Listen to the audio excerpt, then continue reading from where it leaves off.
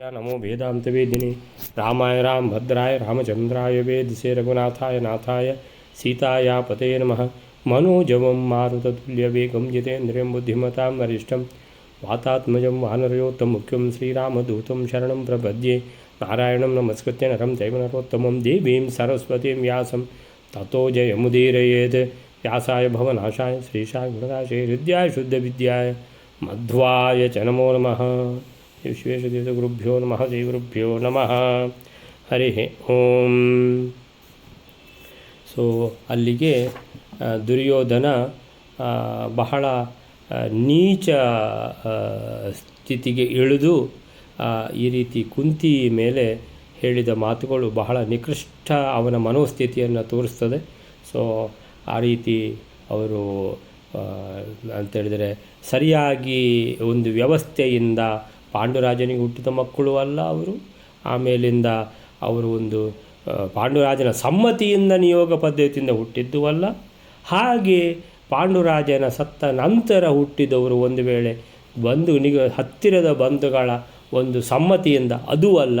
ಆದ್ದರಿಂದ ಅವರು ಯಾವುದಕ್ಕೆ ಯೋಗ್ಯ ಅಲ್ಲ. ಅವರು ಕ್ವಚಿತ್ ಅಗ್ರಹಾಯ ಗ್ರಹ ಅಂತೇಳಿದರೆ ಗ್ರಹೀತುಂ ಅಂತೇಳಿದರೆ ಸ್ವೀಕಾರ ಮಾಡಲಿಕ್ಕೆ, ಗ್ರಹೀತುಂ ನ ಯೋಗ್ಯ ಅಂತ ಹೇಳಿಬಿಟ್ಟು ವಾಪಸ್ ಕಳಿಸ್ಲಿಕ್ಕೆ ಏನು ಮಾಡಿದ್ದಾನೆ, ಎಲ್ಲ ವ್ಯವಸ್ಥೆ ಮಾಡಿದ್ದಾನೆ.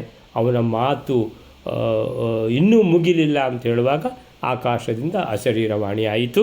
ಏನಂತ ಹೇಳಿದರೆ, ಅವರು ಆ ಮಕ್ಕಳು ತಂದೆ ಜೀವಿತದಲ್ಲಿ ಇರುವಾಗಲೇ ತಂದೆಯ ಪೂರ್ಣ ಸಮ್ಮತಿಯನ್ನು ಪಡೆದ ಆ ಇಬ್ಬರು ತಾಯಿಯರಿಂದ ಹುಟ್ಟಿದ ಮಕ್ಕಳು ಅವರಾದರೋ ಅಂತೇಳಿದರೆ ಧರ್ಮರಾಜ, ಆ ಯಮಧರ್ಮರಾಯನ ಅಂಶದಿಂದ ಹುಟ್ಟಿದವನು ಭೀಮಸೇನ, ವಾಯುದೇವರ ಅಂಶದಿಂದ ಹುಟ್ಟಿದವನು ಅರ್ಜುನ, ಇಂದ್ರದೇವರ ಅಂಶದಿಂದ, ಹಾಗೆಯೇ ನಕುಲದೇವರು, ಅಶ್ವಿನಿ ದೇವತೆಗಳ ಅಂಶದಿಂದ ಹುಟ್ಟಿದವರು ಎಲ್ಲರೂ ಇವರೆಲ್ಲ ಶ್ರೇಷ್ಠ ದೇವತೆಗಳ ಅಂಶ ಸಂಭೂತರು ಅಂತೇಳಿದರೆ ಏನಂತ ತಿಳ್ಕೊಂಡಿದ್ದೀರಿ ನೀವು? ಬಹಳ ಶ್ರೇಷ್ಠರಾದವರು ಇವರು. ಆಮೇಲಿಂದ ಇವರನ್ನು ವಾಪಸ್ ಕಳಿಸಲಿಕ್ಕೆ ಕ್ವಚಿತ್ ಅಗ್ರಹಾಯ ಗ್ರಹೀತುಂ ನಹಿ ಯೋಗ್ಯ ನ ಯೋಗ್ಯ ಅಂತ ಹೇಳ್ಕೊಂಡು ವಾಪಸ್ ಕಳಿಸೋದು. ಅಗ್ರಹ ಅಂತೇಳಿದ್ರೇನು? ಸ್ವೀಕಾರ ಮಾಡೋದಿಲ್ಲ, ತ್ಯಜಿಸ್ತೇವೆ ನಿಮ್ಮನ್ನು, ಹೋಗಿ ಇಲ್ಲಿಂದ ತೊಲಗಿ ಅಂತ ಹೇಳಲಿಕ್ಕೆ ಇಲ್ಲಿ ಭವತಾಂ ನೈವ ಶಕ್ಯಾಹ, ನಿಮಗೆ ಯಾವ ಅಧಿಕಾರವೂ ಇಲ್ಲ, ನಿಮ್ಮಿಂದ ಆಗದ ಮಾತು ಅಂತ ಹೇಳಿಬಿಟ್ಟು, ಅದಲ್ಲದೆ ಇವರು ಕುಂತಿ ಮತ್ತು ಈ 5 ಮಕ್ಕಳು ಈ ರೀತಿ ದೇವತಾ ಸಂಭೂತರಾಗಿರುವುದು ಮಾತ್ರ ಅಲ್ಲ, ಅವರು ಅಂತೇಳಿದರೆ ಭಗವಂತನ ದೊಡ್ಡ ಭಕ್ತರು. ಭಗವಂತ ಹೇಗೆ ಅವರಿಗೆ ಮಾರ್ಗದರ್ಶನ ಮಾಡ್ತಾನೋ ಆ ರೀತಿ ನಡೆಯುವವರು. ಆದ್ದರಿಂದ ಭಗವಂತನಿಂದ ನಾರಾಯಣೇನ ಸತತಂ ಪರಿರಕ್ಷಿತಾಯತ್ ಅಂತೇಳಿದರೆ ಸದಾ ಭಗವಂತನಿಂದ ರಕ್ಷಿಸಲ್ಪಡುತ್ತಿರುವವರು. ಇವರನ್ನು ಒಂದು ಕೂದಲು ಕೂಡ ಕೊಂಕು ಮಾಡಲಿಕ್ಕೆ ನಿಮ್ಮಿಂದ ಸಾಧ್ಯ ಇಲ್ಲ ಅಂತ ವಾಯುದೇವರು ಶರೀರವಾಣಿಯಲ್ಲಿ ಸ್ಪಷ್ಟವಾಗಿ ಹೇಳಿಬಿಟ್ರು. ಅಲ್ಲಿಗೆ ಈ 58ನೇ ಶ್ಲೋಕ ಮುಗಿಯಿತು. ಮುಂದೇನಾಯಿತು? ದುರ್ಯೋಧನ ಮತ್ತು ಸಹ ಏನಾದರೂ ಹೇಳ್ತಾನಾ? ಏನು ಸಂಗತಿ ಅಂತ ನೋಡುವ ಬಯಲಾರೆ.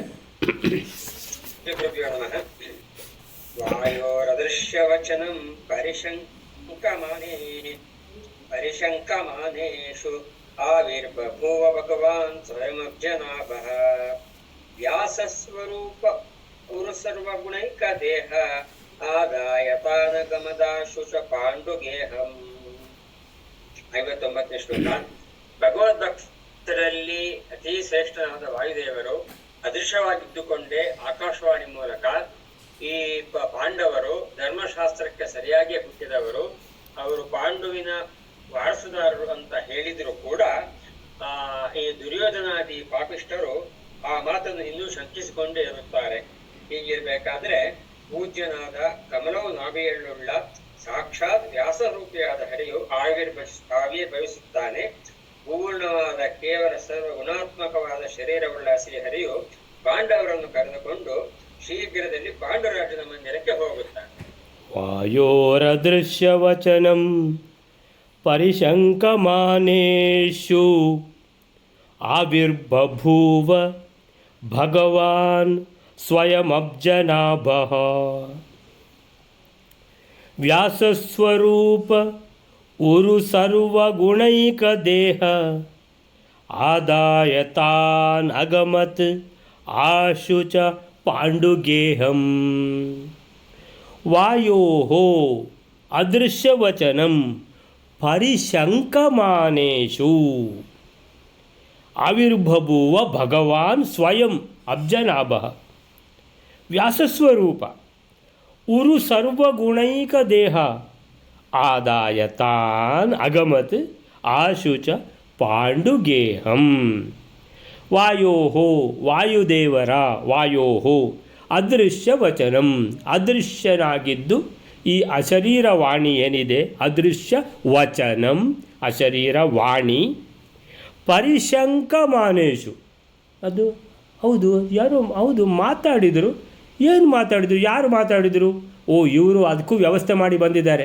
ಅಂತೇಳಿದರೆ ನಾವಲ್ಲಿ ಹೋಗ್ತೇವೆ ನೀವು ಮೇಲಿಂದ ಮಾತಾಡಿ ಅಂತೇಳ್ಕೊಂಡು ಇವನು ಮಹಾ ಕೆಟ್ಟವರಲ್ಲಿ ಅಧಮಾಧಮ ಯಾರು ಈ ದುರ್ಯೋಧನ ಅವನು ಅಧಮ ಆಮೇಲೆ ಶಕುನಿ ಒಟ್ಟಿಗೆ ಸೇರಿದುಕೊಳ್ಳ ಅವನು ಅಧಮಾಧಮ ಆಗ್ತಾನೆ. ಸೊ ಆ ರೀತಿ ಅಧಮಾಧಮನಾದ ಈ ದುರ್ಯೋಧನ ಮತ್ತು ಅವನ ಕಂಪೆನಿ ಪರಿಶಂಕಮಾನೇಷು ಅಲ್ಲಿ ಶ್ವಾವಿರ್ಬಭುವ ಅಂತಿದೆಯಲ್ಲ ಅಲ್ಲಿಂದ ಶೂ ಇಲ್ಲಿಟ್ಕೊಂಡ್ಬಿಡೋಣ ಪರಿಶಂಕಮಾನೇಷು ಆಮೇಲೆ ಆ ಮಾತ್ರ ಉಳ್ಕೊಳ್ತಲ್ಲಿ ಆವಿರ್ಬಭುವ.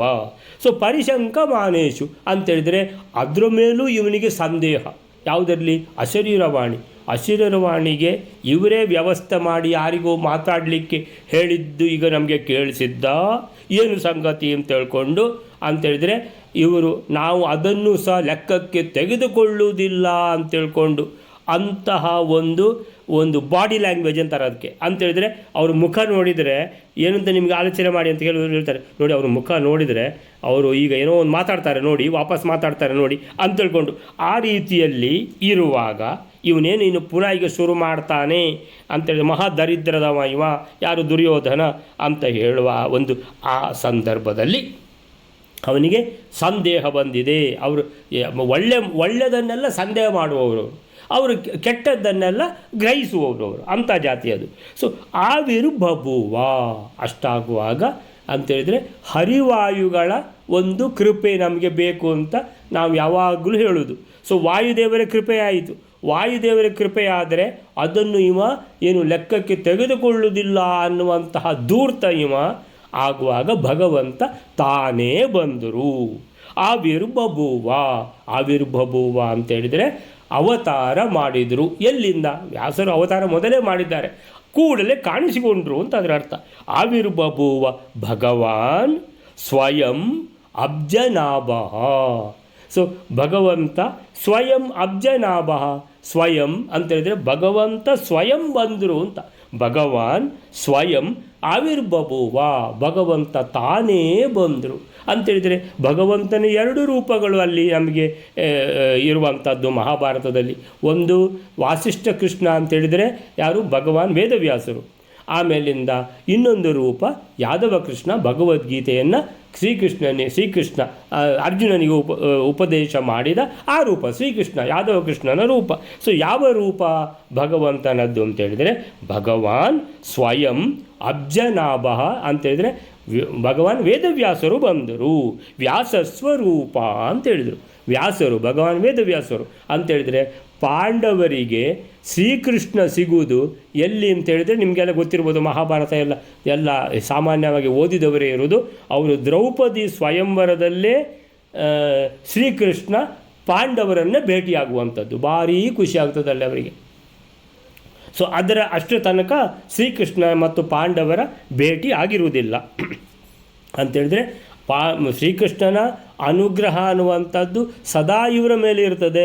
ಆದರೆ ಭೇಟಿ ಅಂತ ತಿಳ್ಕೊಂಡು ಭೂಲೋಕದಲ್ಲಿ ಹುಟ್ಟಿದ ಮೇಲೆ ಮನುಷ್ಯ ಅವತಾರ ಆದ ಮೇಲೆ ಒಂದು ಭೇಟಿ ಅಂತ ಆಗಬೇಕಲ್ಲ, ಸಮಾಗಮ ಅಂತೇಳಿದರೆ ಅದು ಅಲ್ಲಿ ಆಗುವುದು ದ್ರೌಪದಿ ಸ್ವಯಂವರದಲ್ಲಿ. ಸೊ ಈ ರೀತಿ ಪರಿಶಂಕಮಾನೇಷು ಈ ರೀತಿ ಅವನು ಸಂದೇಹ ಪಡುತ್ತಿರಲು ಆವಿರ್ಬಭುವ ಅವತಾರ ಮಾಡಿದರು ಅಂದರೆ ಪ್ರಕಟರಾದರು. ಯಾರು? ಭಗವಾನ್ ಸ್ವಯಂ ಸ್ವಂತ ಭಗವಾನ್ ಯಾರು? ವ್ಯಾಸಸ್ವರೂಪ. ಆಮೇಲಿಂದ ಮಧ್ವರು ಹೇಳ್ತಾರೆ ಅಬ್ಜನಾಭಃ ಭಗವಾನ್ ವೇದವ್ಯಾಸರು ಅಂತೇಳಿದರೆ ಭಗವಾನ್ ಯಾದವ ಕೃಷ್ಣ ಅಂತೇಳಿದರೆ ಇಬ್ಬರೂ ಕೂಡ ಅಬ್ಜನಾಭಃ. ಅಪುಜ ಅಂದರೆ ನೀರಿನಲ್ಲಿ ಹುಟ್ಟಿದ ತಾವರೆ ಯಾರ ನಾಭಿಯಲ್ಲಿ ಇದ್ದು ಆ ತಾವರೆಯಿಂದ ಚತುರ್ಮುಖ ಬ್ರಹ್ಮದೇವರು ಹುಟ್ಟಿ ಅಲ್ಲಿಂದ ಎಲ್ಲ ಸೃಷ್ಟಿ ಕಾರ್ಯ ಮುಂದೆ ಹೋಯಿತೋ ಅಂತ ಭಗವಾನ್ ಮಹಾವಿಷ್ಣುವಿನ ಅವತಾರವಾದ ಯಾರು ವ್ಯಾಸ ಭಗವಾನ್ ವೇದವ್ಯಾಸರು ಪ್ರಕಟ ಆದರು ಅಲ್ಲಿ.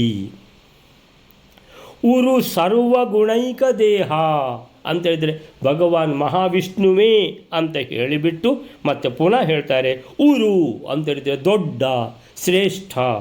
ಉರು ಸರ್ವಗುಣ ಏಕದೇಹ ಅಂತೇಳಿದರೆ ಎಲ್ಲ ಗುಣಗಳು ಒಂದೇ ದೇಹದಲ್ಲಿ ಬಂದು ನೆಲೆಸಿರುವಂಥದ್ದು ಯಾವುದು ಅಂತೇಳಿದರೆ ಭಗವಂತ ಮಹಾವಿಷ್ಣುವಿನಲ್ಲಿ ಎಲ್ಲ ಗುಣಗಳು ಅಂತೇಳಿದರೆ ಸರ್ವಶಕ್ತಿ, ಆಮೇಲೆ ಪರಿಪೂರ್ಣವಾದ ಜ್ಞಾನ, ಪರಿಪೂರ್ಣವಾದ ಆನಂದ. ಇದು ಮೂರು ಮುಖ್ಯವಾಗಿ ಪರಿಪೂರ್ಣವಾದ ಜ್ಞಾನ, ಪರಿಪೂರ್ಣವಾದ ಆನಂದ, ಪರಿಪೂರ್ಣವಾದ ಶಕ್ತಿ. ಈ ಮೂರೂ ಕೂಡ ಅಂತೇಳಿದರೆ ಭಗವಂತನ ಗುಣಗಳಿಗೆ ಲೆಕ್ಕವೇ ಇಲ್ಲ. ಎಷ್ಟು ಆ ಲಕ್ಷ್ಮೀದೇವಿ ಲೆಕ್ಕ ಮಾಡಿ ಮಾಡಿ ಸುಸ್ತು ಹೊಡೆದು ನನ್ನಿಂದ ಇನ್ನೂ ಆಗೋದಿಲ್ಲ ಎಲ್ಲ ನಾನು ಅಂತೇಳಿದರೆ ಹೊಸ ಗುಣಗಳು ಬರ್ತಾನೆ ಉಂಟು ನಿಲ್ಲುವುದೇ ಇಲ್ಲ ಅಂಥೇಳಿ ಸುಸ್ತು ಹೊಡೆದಿದ್ದಾಳೆ ಲಕ್ಷ್ಮೀದೇವಿ. ಯಾರಿಂದ ಕೂಡ ಈ ಭಗವಂತನನ್ನು ಎಷ್ಟು ಗುಣಗಳುಂಟು, ಈ ಭಗವಂತನನ್ನು ಪೂರ್ತಿ ತಿಳ್ಕೊಳ್ಳುವ ಅಂತೇಳಿದರೆ ಯಾರಿಗೂ ಆಗಲಿಲ್ಲ. ಬ್ರಹ್ಮದೇವರೆಂದೂ ಆಗಲಿಲ್ಲ, ಲಕ್ಷ್ಮೀದೇವಿಯೆಂದು ಕೂಡ ಆಗಲಿಲ್ಲ ಅಂತ ಹೇಳ್ತಾರೆ. ಆದ ಕಾರಣ ಉರು ಸರ್ವಗುಣ ಏಕದೇಹ, ಎಲ್ಲ ಗುಣಗಳು ಬಂದು ಒಂದೇ ಮನೆಯಲ್ಲಿ ಇದ್ದಾವೆ ಅಂತ ಹೇಳಿದ್ರೆ ಭಗವಂತನಲ್ಲಿ ಎಲ್ಲ ಗುಣಗಳು ಒಂದೇ ಕಡೆ ಬಂದು ಸೇರಿಬಿಟ್ಟಿದ್ದಾವೆ. ಆ ಎಲ್ಲ ಗುಣಗಳ ಅಂದರೆ ಸರ್ವಗುಣ ಸಂಪನ್ನ ಸರ್ವದೋಷ ವಿವರ್ಜಿತವ ಆ ಭಗವಂತ ಅಲ್ಲಿಗೆ ಅಂತೇಳಿದರೆ ಯಾವ ದೋಷಗಳು ಇಲ್ಲದ ಕಾರಣ ಭಗವಂತನಿಗೆ ಪೂರ್ಣ ಆನಂದ. ನಮಗೆ ನಾವು ಸುಖವನ್ನು ಅರಸಿ ನಾವು ಹೋಗ್ತೇವೆ, ಆದರೆ ಆ ಸುಖದ ಹಿಂದೆ ನಮ್ಮ ದೋಷಗಳ ಕಾರಣದಿಂದಾಗಿ ಏನಾಗ್ತದೆ ಅಂತ ಹೇಳಿದರೆ ನಮಗೆ ಸುಖ ಅಂತ ತಿಳ್ಕೊಂಡು ನಾವು ಎಲ್ಲಿ ಹುಡುಕಿಕೊಂಡು ಹೋಗ್ತೇವೋ ದುಃಖಗಳೇ ಜಾಸ್ತಿ ಬರ್ತವೆ ಅಂತೇಳಿದರೆ ಸುಖ ಅನ್ನುವಂಥದ್ದು ಮರೀಚಿಕೆಯ ಥರನೇ ಆಗ್ತದೆ. ಸೊ ಅಂಥದ್ದು ಮನುಷ್ಯ ಜನ್ಮದಲ್ಲಿ ಅಂತಾದರೆ ಭಗವಂತನಿಗೆ ಪೂರ್ಣ ಆನಂದ. ಯಾಕೆ ಪೂರ್ಣ ಆನಂದ? ಭಗವಂತನ ಹತ್ರ ದೋಷವೇ ಇಲ್ಲ. ಸೊ ಭಗವಂತನು ಪೂರ್ಣ ಗುಣ ಇರುವವನು, ಭಗವಂತನು ಒಂದು ದೋಷವೂ ಇಲ್ಲದಿರುವವನು, ಭಗವಂತನು ಪೂರ್ಣ ಆನಂದ ಇರುವವನು. ಭಗವಂತ ಅಂತೇಳಿದರೆ ಇಲ್ಲಿ ವೇದವ್ಯಾಸರ ರೂಪದಲ್ಲಿಯೂ ಭಗವಂತ ಬರ್ತಾನೆ, ಯಾದವ ಕೃಷ್ಣ ರೂಪದಲ್ಲಿಯೂ ಭಗವಂತ ಬರ್ತಾನೆ. ಇದು ಹೇಗೆ ಅಂತೇಳಿದರೆ ಅದಕ್ಕೆ ಹೇಳುವಂಥದ್ದು ಅಚಿಂತ್ಯ ಶಕ್ತಿ ಅಂತೇಳಿದರೆ ಯಾರಿಗೂ ಆಗದ್ದನ್ನು ಭಗವಂತ ಮಾಡಿ ತೋರಿಸ್ತಾನೆ. ಒಬ್ಬನೇ ಭಗವಂತ ಎರಡೆರಡು ರೂಪದಲ್ಲಿ ಬಂದು ಇರ್ತಾನೆ. ಶ್ರೀರಾಮ ದಿಬ್ಬಣ ಹಿಡ್ಕೊಂಡು ವಾಪಸ್ ಹೋಗುವಾಗ ದಶರಥ ಭಾರಿ ಖುಷಿಯಲ್ಲಿ ಅಂತೇಳಿದರೆ ಇನ್ನೀಗ ಎಲ್ಲ ಮದುವೆ ಆಗಿ ದಿಬ್ಬಣ ಕರ್ಕೊಂಡು ವಾಪಸ್ ಹೋಗ್ತಾ ಇರುವಾಗ ಪರಶುರಾಮ ಬಂದುಬಿಡ್ತಾನೆ. ಪರಶುರಾಮ ಬಂದ ಕೂಡಲೇ ದಶರಥ ತರ ನಡಗಿ ಬಿಡ್ತಾನೆ. ಅಯ್ಯೋ, ಈಗ ಈ ಪರಶುರಾಮ ಎಲ್ಲ ಕ್ಷತ್ರಿಯರನ್ನು ಸೋಲಿಸಿಬಿಟ್ಟಿದ್ದಾನೆ, ಭೂಮಿಯಲ್ಲಿರುವಂಥ ಎಲ್ಲ ದುಷ್ಟ ಕ್ಷತ್ರಿಯರನ್ನು. ಸೊ ಈಗ ರಾಮ ಕೂಡ ಕ್ಷತ್ರಿಯನೇ, ಆದರೂ ಎದುರು ಬಂದು ನಿಂತು ಬಿಟ್ಟ ಪರಶುರಾಮ ಅಂತೇಳಿದರೆ ಪರಶುರಾಮನ ಹೋಗಿ ಕಾಲಿಗೆ ಬೀಳ್ತಾನೆ ದಶರಥ. ಇವನು ಸಣ್ಣ ಹುಡುಗ, ಯಾರು ನನ್ನ ಮಗ ಶ್ರೀರಾಮ, ಈಗ ಮದುವೆ ಮಾಡಿಕೊಂಡಿದ್ದಾನಷ್ಟೇ ಅಂತೇಳಿ ವಿದ್ಯಾಭ್ಯಾಸ ಮುಗಿಸಿ ಅವರು ವಿಶ್ವಾಮಿತ್ರರು ಕರ್ಕೊಂಡು ಹೋಗಿಬಿಟ್ರು. ಒಂದು ದಿವಸನೂ ಮನೆಯಲ್ಲಿರಲಿಕ್ಕೆ ಬಿಡಲಿಲ್ಲ. ಅಲ್ಲಿ ವಿಶ್ವಾಮಿತ್ರರು ಕರ್ಕೊಂಡು ಹೋದವರು ಮದುವೆ ಕೂಡ ಮಾಡಿಸಿಬಿಟ್ರು. ಮದುವೆಯಲ್ಲಿ ನಿಶ್ಚಯ ಆದಮೇಲೆ ನಾವು ಮದುವೆಗೆ ಹೋದವರು ಈಗ ಸೊಸೆಯನ್ನು ಕರ್ಕೊಂಡು ಮಗನನ್ನು ಕರ್ಕೊಂಡು ನಾವು ದಿಬ್ಬಣದಲ್ಲಿ ವಾಪಸ್ ಹೋಗ್ತಾ ಇದ್ದೇವೆ, ನೀವು ಒಂದು ಮಧ್ಯದಲ್ಲಿ ಬರಬೇಡಿ, ನೀವು ಯುದ್ಧಕ್ಕೆ ನಿಮಗೆ ಬೇಕಾದಷ್ಟು ದುಷ್ಟ ಕ್ಷತ್ರಿಯರಿದ್ದಾರೆ, ಈ ಹುಡುಗನ ಹತ್ರ ಏನು ನೀವು ಯುದ್ಧ ಮಾಡೋದು ಅಂತ ಹೇಳಿದ್ರೆ ನೀವೆಲ್ಲ ಯಾವನ ಹೆಸರೆಂಥದ್ದು ರಾಮಚಂದ್ರನ ದಶರಥ. ಸೊ ಹೇ ದಶರಥ, ಯಾಕೆ ನಿನಗೆ ಚಿಂತೆ? ನಿನಗೆ ಈಗ 4 ಮಕ್ಕಳಿದ್ದಾರೆ, ಈಗ ಒಬ್ಬನೇ ಮಗ ಅಂತಾದರೆ ಇಷ್ಟೆಲ್ಲ ನೀನು ಚಿಂತೆ ಮಾಡ್ಬೋದು. ಸೊ ಈಗ ಶ್ರೀರಾಮಚಂದ್ರ ಒಬ್ಬನೇ ಮಗ ಅಲ್ಲ, ನಿನಗೆ ಮತ್ತೂ 3 ಜನ ಮಕ್ಕಳಿದ್ದಾರೆ. ಆದ್ದರಿಂದ ಶ್ರೀರಾಮಚಂದ್ರನೊಟ್ಟಿಗೆ ನನಗೆ ಯುದ್ಧ ಮಾಡಲೇಬೇಕು ಅಂತ ತಿಳ್ಕೊಂಡು ಪರಶುರಾಮ ಮತ್ತು ಶ್ರೀರಾಮರ ಮಧ್ಯೆ ಯುದ್ಧ ಆಗ್ತದೆ. ನಿಮಗೆ ಗೊತ್ತಿರುವಂಥದ್ದೇ. ಶಾರ್ಂಗ ಧನುಸ್ಸನ್ನು ತಗೊಂಡು ಕೊಟ್ಟು ಬಿಡ್ತಾನೆ. ಯಾರಿಗೆ? ಶ್ರೀರಾಮಚಂದ್ರನಿಗೆ. ಶ್ರೀರಾಮಚಂದ್ರ ಶಾರ್ಂಗ ಧನುಸ್ಸನ್ನು ಹಿಡ್ಕೊಂಡು ಯುದ್ಧ ಮಾಡುವಾಗ ಎಲ್ರಿಗೂ ಆಶ್ಚರ್ಯ. ಶಾರ್ಂಗ ಧನುಸ್ಸು ಯಾರ್ದು? ಪರಶುರಾಮಂದು. ಪರಶುರಾಮ ಅಂದರೆ ಯಾರು? ಭಗವಂತ. ಶ್ರೀರಾಮಚಂದ್ರ ಇವರು ನಮ್ಮ ರಾಜ, ಮಹಾರಾಜ. ಅಂದರೆ ಜನರಿಗೆ ಗೊತ್ತಿರುವಂಥದ್ದು ಏನಂತ ಹೇಳಿದರೆ ದಶರಥನ ಮಗ ಶ್ರೀರಾಮಚಂದ್ರ ನಮ್ಮ ರಾಜ ಅಂತ. ಅರೆ ಶಾರ್ಂಗಧನುಸ್ಸು ಮಹಾವಿಷ್ಣುವಿದ್ದು ಅದು ಪರಶುರಾಮ ದೇವರು ಹಿಡ್ಕೊಂಡು ಬಂದದ್ದು, ಅದನ್ನು ಶ್ರೀರಾಮಚಂದ್ರನ ಕೈಗೆ ಕೊಟ್ಟು ಕೂಡಲೇ ಶ್ರೀರಾಮಚಂದ್ರ ಭಗವಂತ ಆ ಶಾರ್ಂಗಧನುಸ್ಸನ್ನು ತಗೊಂಡು ಯುದ್ಧ ಮಾಡಲಿಕ್ಕೆ ಶುರು ಮಾಡಿದರು ಅಂತ ಹೇಳಿದ ಕೂಡಲೇ ಎಲ್ರಿಗೂ ಆಶ್ಚರ್ಯ ಆಯಿತು. ಭಗವಂತನ ಧನುಸ್ಸನ್ನು ಶ್ರೀರಾಮಚಂದ್ರ ಹೇಗೆ ಹಿಡ್ಕೊಂಡದ್ದು, ನಮ್ಮ ಮಹಾರಾಜ ಯುವರಾಜರು ಹೇಗೆ ಹಿಡ್ಕೊಂಡದ್ದು ಅಂತೇಳಿದರೆ ಪರಶುರಾಮ ಇಡೀ ಲೋಕಕ್ಕೆ ತೋರಿಸಿದ. ಅದು ನೀವು ಯಾರನ್ನು ನೀವು ಯುವರಾಜ ಮಹಾರಾಜ ಅಂತ ತಿಳ್ಕೊಂಡಿದ್ದೀರೋ ಅವರೇ ಭಗವಂತನ ಇನ್ನೊಂದು ರೂಪ. ನಾನು ಹೇಗೆ ಭಗವಂತನೋ ಇದು ಇನ್ನೊಂದು ರೂಪ, ಶ್ರೀರಾಮಚಂದ್ರ ಭಗವಂತನ ಇನ್ನೊಂದು ರೂಪ ಅಂತ ತೋರಿಸಿದ್ದು ಅಂತೇಳಿದರೆ ಒಬ್ಬನೇ ಭಗವಂತ ಪರಶುರಾಮ ಮತ್ತು ಶ್ರೀರಾಮಚಂದ್ರ ಎರಡು ರೂಪಗಳಲ್ಲಿ ತೋರಿಸಿದ್ದಾನೆ ಅಂತೇಳಿದರೆ, ಪ್ರಕಟವಾಗಿದ್ದಾನೆ ಎರಡೆರಡು ರೂಪಗಳಲ್ಲಿ ಅಂಥೇಳಿದರೆ ಇದು ಹೇಗೆ ಸಾಧ್ಯ ಅಂತೇಳಿದರೆ ಅದಕ್ಕೆ ಹೆಸರು ಅಚಿಂತ್ಯ ಶಕ್ತಿ ಅಂತ. ಇದಕ್ಕೆ ಅಚಿಂತ್ಯ ಶಕ್ತಿ, ಅಘಟಿತ ಘಟತ ಅಂತೇಳಿದರೆ ನಾವು ಯಾವುದು ಸಾಧ್ಯ ಇಲ್ಲವೋ ಅದನ್ನು ಸಾಧ್ಯ ಮಾಡಿ ತೋರಿಸುವಂಥದ್ದು ಈ ಭಗವಂತ. ಆ ಭಗವಂತನೇ ಸ್ವಯಂ ಅಬ್ಜನಾಭ ಉರು ಸರ್ವಗುಣ ಏಕದೇಹ. ಆ ಭಗವಂತನು ವ್ಯಾಸಸ್ವರೂಪನಾಗಿ ಭಗವಾನ್ ವೇದವ್ಯಾಸರು ಬಂದುಬಿಟ್ಟಿದ್ದಾರೆ. ಎಲ್ಲರೂ ಗಪ್ಚುಪ್. ಭಗವಾನ್ ವೇದವ್ಯಾಸರು ಬಂದ ಕೂಡಲೇ ಯಾರೂ ಮಾತಾಡೋದಿಲ್ಲ. ಅಂದರೆ ಈ ದುಷ್ಟ ದುರ್ಯೋಧನ ಕೂಡ ಅಂತೇಳಿದರೆ ಶ್ರೀಕೃಷ್ಣನಿಗಾದರೂ ಮಾತಾಡ್ಯಾನು, ಆದರೆ ವೇದವ್ಯಾಸರಿಗೆ ಮಾತಾಡುವ ಅವನಿಗೆ ಧೈರ್ಯವೇ ಇಲ್ಲ. ಅದು ಏನು ಅಂತ ಗೊತ್ತಿಲ್ಲ. ಸೊ ಅದರಲ್ಲಿ ಅದು ಸ್ಪೆಷಲ್ ಒಂದು ಅಂತೇಳಿದರೆ ವೇದವ್ಯಾಸರಿಗೆ ಯಾರೂ ಮಾತಾಡೋದಿಲ್ಲ. ವೇದವ್ಯಾಸರು ಅಂತ ಹೇಳಿದರೆ ಅಲ್ಲಿ ಅತ್ಯಂತ ಶ್ರೇಷ್ಠರು ಮಹಾಭಾರತದಲ್ಲಿ ಅಂತೇಳಿದರೆ ಅವರು ಬಂದ ಕೂಡಲೇ ಎಲ್ಲ ಗಪ್ಚಿಪ್. ಸೊ ವ್ಯಾಸಸ್ವರೂಪ ಉರು ಸರ್ವ ಗುಣೈಕ ದೇಹ ಆದಾಯ ತಾನ್ ಸೀದಾ ಬಂದರು. ಅರೆ ಧೃತರಾಷ್ಟ್ರನನ್ನು ಮಾತಾಡಿಸ್ಲಿಲ್ಲ, ವಿದುರನನ್ನು ಮಾತಾಡಿಸ್ಲಿಲ್ಲ, ಭೀಷ್ಮನನ್ನು ಮಾತಾಡಿಸ್ಲಿಲ್ಲ, ಯಾರನ್ನು ಮಾತಾಡಿಸ್ಲಿಲ್ಲ. ಸೀದಾ ಬಂದರು. ಯಾರ ಹತ್ರ ಬಂದರು? ಪಾಂಡವರ ಹತ್ರ ಬಂದು ಭಾರೀ ಖುಷಿಯಲ್ಲಿ ಹೇಗೆ ವಿದುರ ಮುಗುಳ್ನಗುತ್ತಾ ಮೊದಲು ಸ್ವಾಗತ ಮಾಡಿದ್ದಾನೋ ಈಗ ಮುಗುಳ್ನಗುತ್ತಾ ಈಗ ಎರಡನೇ ಸಲ ಸ್ವಾಗತ ಮಾಡ್ತಿರೋದೇ ಭಗವಾನ್ ವೇದವ್ಯಾಸರು. ಆದಾಯ ತಾನ್ ಅವರನ್ನು ಸ್ವಾಗತ ಮಾಡಿ ಬಂದಿದ್ದೀರಾ, ಭಾರಿ ಖುಷಿ ಆಯಿತು, ಸರಿಯಾಗಿ ಬಂದಿದ್ದೀರಿ ಸರಿ ಅಂತೇಳಿ ಆದಾಯ ತಾನ್ ಅವರನ್ನು ಕರೆದುಕೊಂಡು, ತಾನ್ ಅಂದರೆ ಅವರನ್ನು, ಆದಾಯ ಅಂದರೆ ಕರೆದುಕೊಂಡು, ಅಗಮತು ಒಳಗೆ ಸೀದಾ ಆಶು ಕೂಡಲೇ ಅಯ್ಯೋ ಇಲ್ಲೇ ಯಾಕೆ ನಿಂತಿದ್ದೀರಿ, ನೀವು ಇಲ್ಲೇ ನಿಲ್ಲಿಕ್ಕೆಲ್ಲ ಒಳಗೆ ಹೋಗುದು ಸೀದಾ ಅಂತ ಹೇಳ್ಕೊಂಡು ತಾನ್ ಆದಾಯ ಅಗಮತು ಹೋಗೇ ಬಿಟ್ರು ಒಳಗೆ. ಪಾಂಡುಗೇಹಂ ಪಾಂಡುರಾಜಂದು ಯಾವುದು ರೂಮು ಅಂತ ಹೇಳ್ಕೊಂಡು ದೊಡ್ಡ ಅರಮನೆಯಲ್ಲಿ ದೊಡ್ಡ ಆದಾದ ಇನ್ನೊಂದು ಪೋರ್ಷನ್ ಪಾಂಡುರಾಜನಿಗಂತ ಇದೆ. ಆ ಪಾಂಡುರಾಜನ ಮನೆ ಯಾವುದಿದೆಯೋ ಆ ಅರಮನೆಯಲ್ಲಿ ಪಾಂಡುಗೇಹಂ ಪಾಂಡುವಿನ ಗೃಹ. ಸೊ ಪಾಂಡುವಿನ ಮನೆಗೆ ಪಾಂಡುವಿನ ಅರಮನೆಯನ್ನು ಅವಿಶತ್ ಅಗಮತ್ ಆದಾಯ ತಾನ್ ಅಗಮತ್ ಅಥವಾ ಆದಾಯ ತಾನ್ ಅಗಮತ್ ಅವಿಶತ್ ಅಂತೇಳಿ ಅವರನ್ನು ಕರ್ಕೊಂಡು ಸೀದಾ ಒಳಗೆ ಪ್ರವೇಶ ಮಾಡಿದರು. ಎಲ್ಲಿಗೆ? ಪಾಂಡುರಾಜನ ಅರಮನೆಗೆ ಸೀದಾ ಕರ್ಕೊಂಡು ಹೋದದ್ದೇ ಒಳಗೆ. ಇವರೆಲ್ಲ ನೋಡಿಕೊಂಡೇ ನಿಂತು ಬಿಟ್ಟಿದ್ದಾರೆ ಅಂತೇಳಿದರೆ ಹರಿ ವಾಯುಗಳು, ವಾಯುದೇವರು ಮೊದಲು ಹೇಳಿದರು ಈ ರೀತಿ ಸಂಗತಿ ಅಂತ. ಪುನಃ ಭಗವಂತ ಅದನ್ನು ಪುನಃ ಹೇಳಲಿಕ್ಕಿಲ್ಲ, ವಾಯುದೇವರು ಹೇಳಿ ಆಗಿದೆ. ಭಗವಂತ ಸೀದಾ ಎಕ್ಸಿಕ್ಯೂಷನ್ನೇ, ಏನು ಬನ್ನಿ ಕರ್ಕೊಂಡು ಒಳಗೆ ಹೋಗಿ ಆಯಿತು, ಸೀದಾ ಬನ್ನಿ ಅಂತ ಹೇಳಿದರೆ ನಿಮ್ಮ ಮನೆಗೆ ನೀವು ಒಳಗೆ ಹೋಗಲಿಕ್ಕೆ ಯಾರ ಪರ್ಮಿಷನ್ ಆದರೂ ಬೇಕಾ? ಯಾರ ಪರ್ಮಿಷನ್ ಬೇಡ, ಕರ್ಕೊಂಡು ಒಳಗೆ ಹೋಗಿಬಿಟ್ಟಿದ್ದಾರೆ. 59ನೇ ಶ್ಲೋಕ. 59ನೇ ಶ್ಲೋಕಕ್ಕೆ ಏನು ಹೇಳ್ತಾರೆ? ವಾಯುದೇವರ ಅದೃಶ್ಯ ವಚನವನ್ನು ಕೌರವರು ಸಂದೇಹಿಸತೊಡಗಿದಾಗ ಪರಿಶಂಕಮಾನೇಶು ಅಂದರೆ ಅವರೆಲ್ಲ ಪರಿಶಂಕಮಾನ ಅಂದರೆ ಒಬ್ಬ, ಪರಿಶಂಕಮಾನೇಶು ಅಂತ ಹೇಳಿದ್ರೆ ಅಂದರೆ ಸಪ್ತಮಿ ವಿಭಕ್ತಿ. ಅವರೆಲ್ಲ ಸಂದೇಹ ಪಡುತ್ತಿರುವಾಗ ಹಾಗೆ. ಸೊ ಸಂದೇಹ ಪಡುತ್ತಿರಲು ಅವರೆಲ್ಲ ಯಾರು? ಕೌರವರು. ಸ್ವತಃ ಭಗವಂತನು ಶ್ರೇಷ್ಠವಾದ ಸರ್ವಗುಣಗಳನ್ನೇ ದೇಹವನ್ನಾಗಿ ಹೊಂದಿದವನು ಸ್ವಯಂ ಭಗವಂತ, ಸ್ವಯಂ ಭಗವಾನ್ ಆವಿರ್ಭವುವ ಪ್ರಕಟನಾಗಿದ್ದಾರೆ.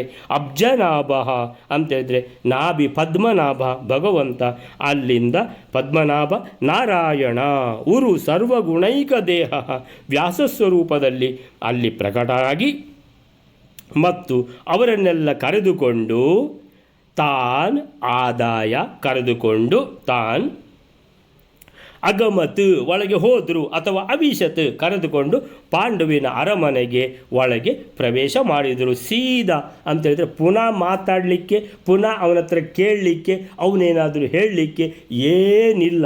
ನಿಮ್ಮ ಮನೆಗೆ ಹೋಗಲಿಕ್ಕೆ ನಿಮ್ಮನ್ನು ಯಾರು ಅಡ್ಡ ತಡೆಯುವವರು ಇಲ್ಲ.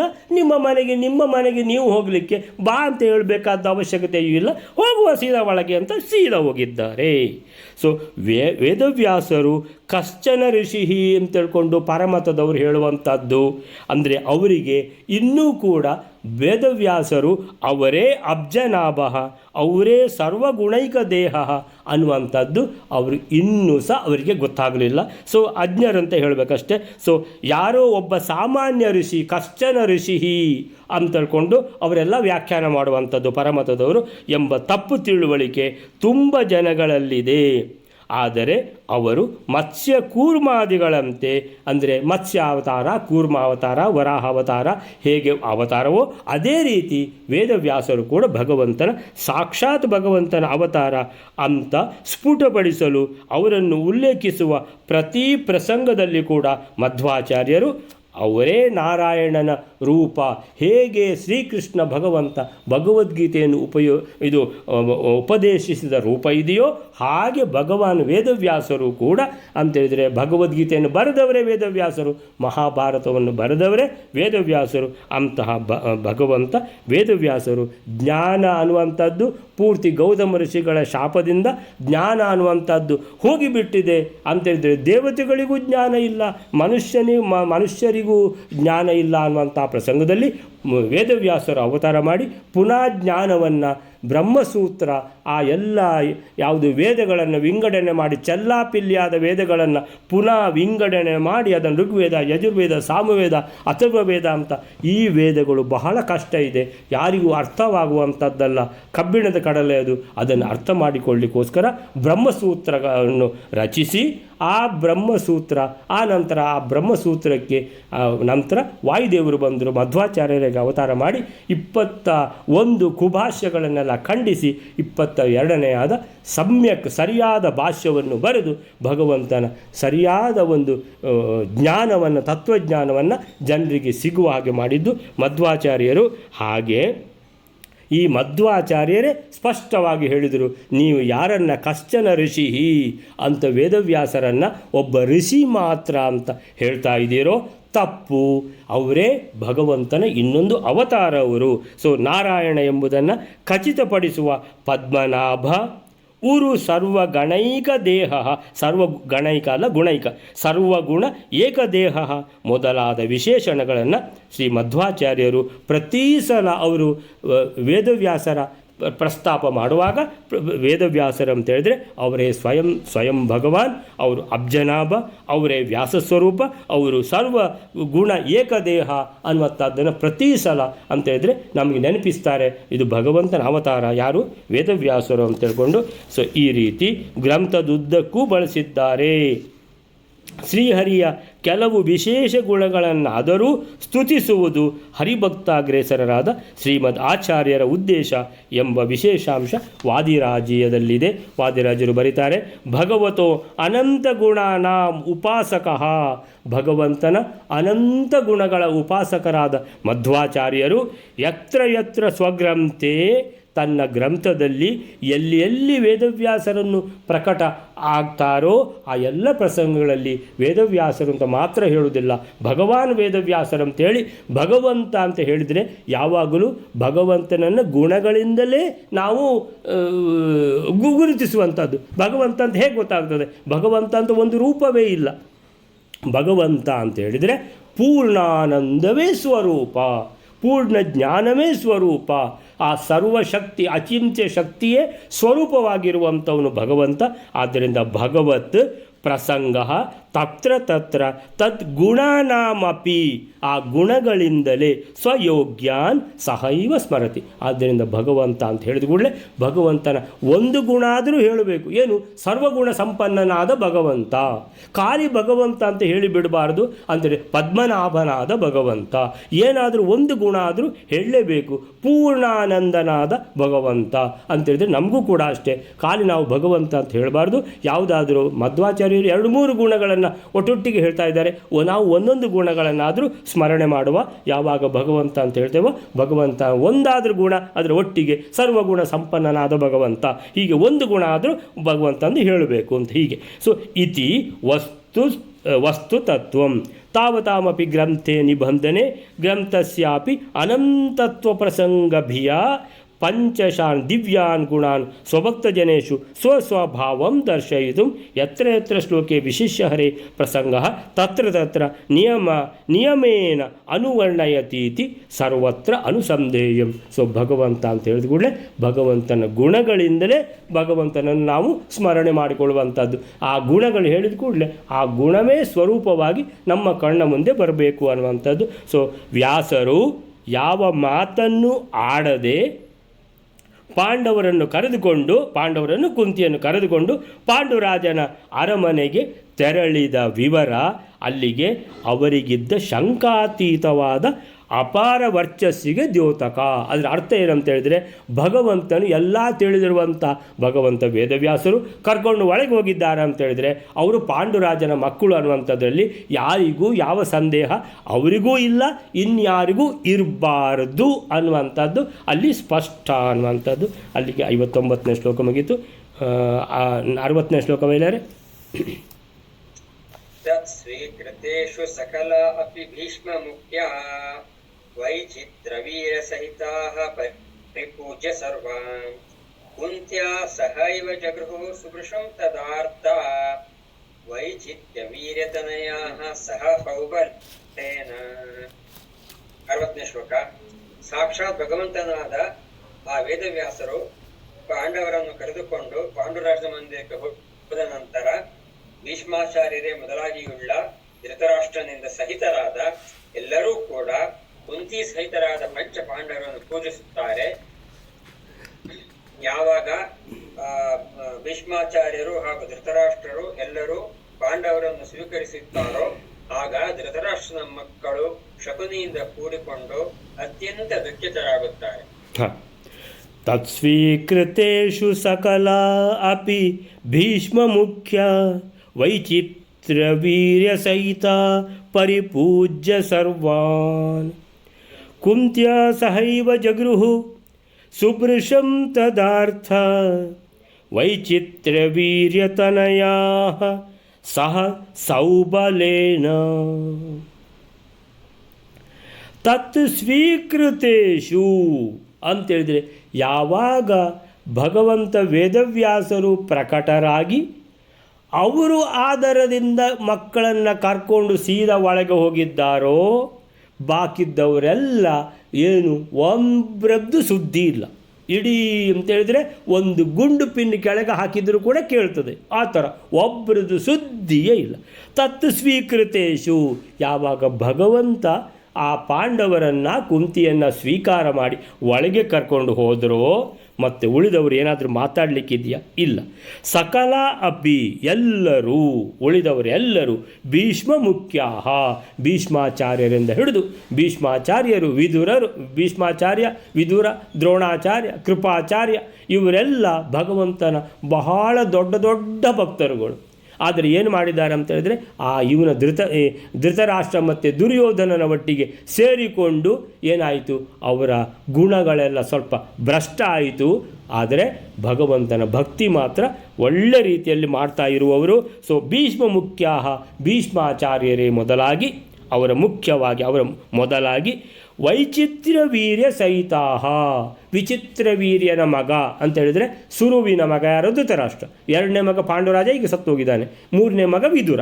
ಸೊ ವೈಚಿತ್ರವೀರ್ಯ ಸಹಿತಾ ಅಂತೇಳಿ ಧೃತರಾಷ್ಟ್ರ ಕೂಡ ಸಿಂಹಾಸನದಿಂದ ಎದ್ದು ಇವರ ಜೊತೆಗೆ ಹೋಗ್ತಾ ಇದ್ದಾನೆ ಒಳಗೆ. ವೈಚಿತ್ರವೀರ್ಯ ಸಹಿತಾ ಪರಿಪೂಜ್ಯ ಸರ್ವಾನ್ ಎಲ್ಲರೂ ಪಾಂಡವರನ್ನು ಕುಂತಿಯನ್ನು ಪರಿಪೂಜ್ಯ ಅಂತೇಳಿದರೆ ಆದರದಿಂದ ನೋಡ್ತಾ ಇದ್ದಾರೆ. ಆಗ ನೋಡ್ತಾ ಇದ್ದ ದೃಷ್ಟಿಗೂ ಈಗಿನ ದೃಷ್ಟಿಗೂ ಬಹಳ ಡಿಫರೆನ್ಸ್ ಇದೆ ಅಂತೇಳಿದರೆ ಆ ದೃಷ್ಟಿ ಸರಿ ಇಲ್ಲದವರು ಹಿಂದೆ ಇದ್ದಾರೆ.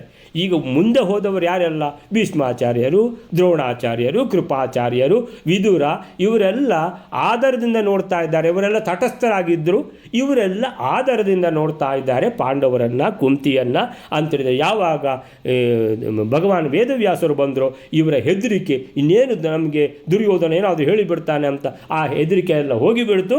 ಈಗ ಆರಾಮವಾಗಿ ಅವರನ್ನು ಎಲ್ಲರೂ ಆದರದಿಂದ ಸತ್ಕಾರ ಮಾಡ್ತಾ ಇದ್ದಾರೆ, ಕುಂತಿ ಮತ್ತು ಪಾಂಡವರನ್ನು.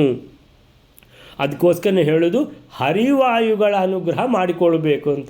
ಬಾಕಿದ್ದವ್ರದ್ದೆಲ್ಲ ಅನುಗ್ರಹ ಏನು ಪ್ರಯೋಜನ ಇಲ್ಲ ಅಂತೇಳಿದರೆ, ಪ್ರಯೋಜನ ಇರುವಂಥದ್ದು ಯಾವುದು ಅಂತೇಳಿದರೆ ಹರಿವಾಯುಗಳ ಅನುಗ್ರಹ ಅನ್ನುವಂಥದ್ದು ಇಲ್ಲಿ ಸ್ಪಷ್ಟ.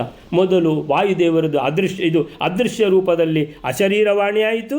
ಆಮೇಲಿಂದ ಭಗವಂತ ಸ್ವತಃ ಬಂದು ಒಳಗೆ ಕರ್ಕೊಂಡು ಹೋಗಿಯೇ ಬಿಟ್ಟಿದ್ದಾರೆ ಅಂತಂದರೆ, ಹರಿವಾಯುಗಳನ್ನು ನಂಬಿದರೆ ನಮಗೆ ಯಾವುದೇ ಭಯವೂ ಇಲ್ಲ.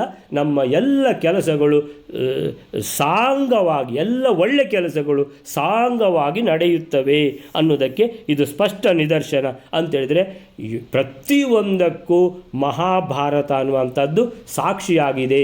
ಎಲ್ಲ ವಿಷಯಗಳು ಮಹಾಭಾರತದಲ್ಲಿ ಇರುವಂಥದ್ದೇ.